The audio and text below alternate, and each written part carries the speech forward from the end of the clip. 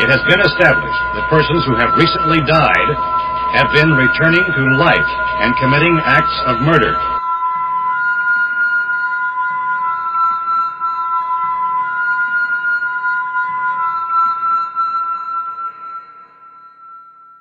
What's going on, guys?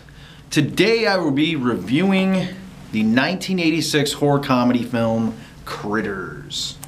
Critters, yes, I bought it used for $3.33. It's a great DVD. So Critters is sort of like, not unknown. I mean, Critters is a pretty known film, I guess.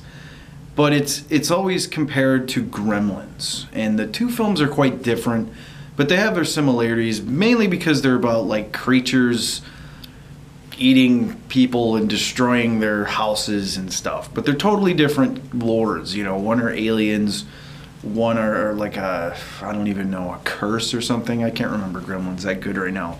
My mind is on Critters right now. But I always preferred Critters, you know, because I think it was funnier. And I thought it was just a little more balls to the walls than Gremlins. I think they just look cooler, you know. But yeah, this movie's a lot of fun. All the Critters movies are a lot of fun. It's been like, I don't know how many years since I've even seen any of these movies. And I always kind of remember the first one the most. But yeah, you know, the movie starts out on this asteroid prison, which is kind of an odd thing, but it's like this whole asteroid planet for like a prison for different types of aliens or something.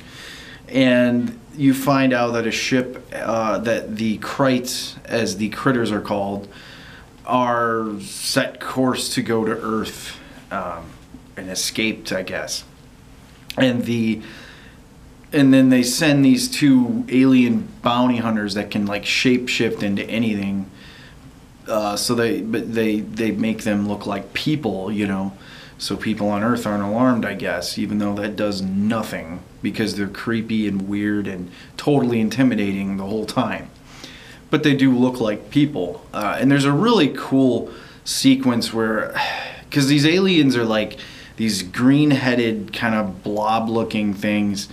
And then they sort of like do this really great like effect where it almost looks like they're melting or whatever. Their face is just melting into like a human face. And one chooses this, you know, made up rock star, Johnny Steele, I believe, that they find on TV via satellite in their spaceship or whatever. And the other one just kind of like keeps changing different faces that he runs into. Like one's a cop, and then another one is this drunk that initially sees their spaceship called Charlie that, well, I'll get to that. So you get through all that, and then you're introduced to the Brown family, who is, you know, the mother's Dee Wallace, the father, whose name escapes me, it's like Billy Greenbush, I believe is the name of the actor. It's a wild name, but and then there's the son and the daughter, and the son's like, you know, I don't know, 12 years old maybe, and the daughter's like in college. She has her boyfriend over, who's played by Billy Zane, who's known for like the Back to the Future films and different stuff, I guess. I'm not that familiar with Billy Zane. I know he's known though, quite known. But anyway, you know, and the family's like your typical like 1980s farm rural kind of family. It takes place in Kansas, and then you know they're at dinner, and the kid hits the boy hits his sister with a slingshot. He gets sent to his room with no dinner. He's being punished, and you know then they hear something, and he sees basically this spaceship land in the back. You know, that's what happens in all of these like 80s movies about aliens and families and stuff. It always, you know, something happens and there's something going on in the back field behind the house. So the kid tries to sneak out and get it. He gets caught by his father sneaking out in the tree. So they go see what this noise is and everything, and they go to the field, and they really didn't go any further because they see a mutilated cow. And that's pretty weird. So then they find out that the power has been cut from their house later, and you know, the next thing you know, you know, it's in typical horror movie fashion, they go see, you know, what's going on in the basement, and the next thing you know, there's a critter in the basement. It attacks the father viciously, and you know, like in the hand and in the arm and in the leg, and he shoots him with one of the needles on his back that's like a porcupine. You know, the critters they're right on the box. They're these little fuzzball things that just want to eat anything in sight. You know, and humans are, you know, on the menu, I guess. So, you know, all of this is happening at the farm while the bounty hunters are going to churches, and they're going to the bowling alley and running into different people saying, we want the Kreitz, and they, you know, really I don't understand why they try to look like humans or anything at all.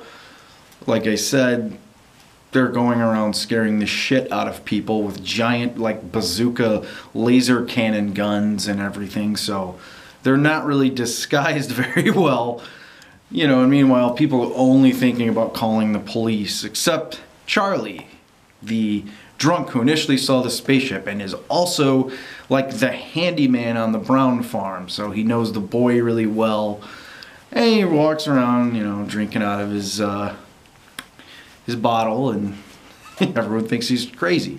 In fact, he's released from jail at the beginning of the movie by the sheriff or whatever, the police. I don't know if he's the sheriff, whatever he is, the cop in the movie. And you know, so that's something. And of course, he's kind of the red herring that goes around warning everyone, like, oh my god, you know, there's aliens and Martians, and no one believes him because he's the drunk. So yeah, you know, Critters is a really simple movie. There's not a whole lot to explain, and I don't want to like spoil it all, you know. But it, you know, it's still a great movie in my opinion. If you're into a lot of the other kind of films I've reviewed, you know, especially it definitely kind of, it sits up there like in mind with Invaders from Mars, because it just has like that weird kind of comedic tone. It takes place in the rural America, and it's about a family, and there's aliens and spaceships.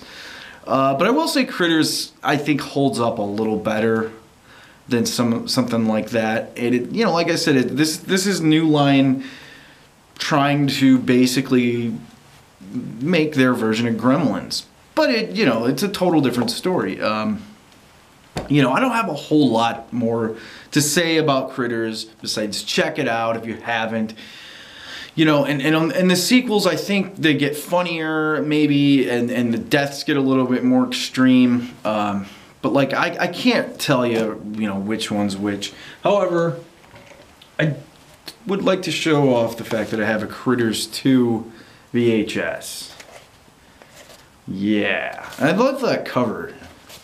That's something, I guess Blu-rays, you know, especially of like movies like this, older movies, they try to really go and like recreate that art that was on like a VHS box cover, where it's like a, you know, like a painting or a drawing of something.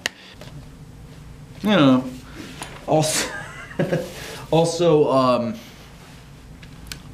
a big A-list superstar actor got his start in a Critters film. That's right. That is Leonardo DiCaprio. Before he did What's Eating Gilbert Grape, you know, or Titan or anything. Yeah. If you guys would please hit a subscribe and a like, I would highly appreciate it. And please check out CucamongaPeakProductions.com to watch my movie reviews and other short films and news about future projects. So yeah, I hope you guys have a really great holiday, and thanks for checking it out, man. Take it easy.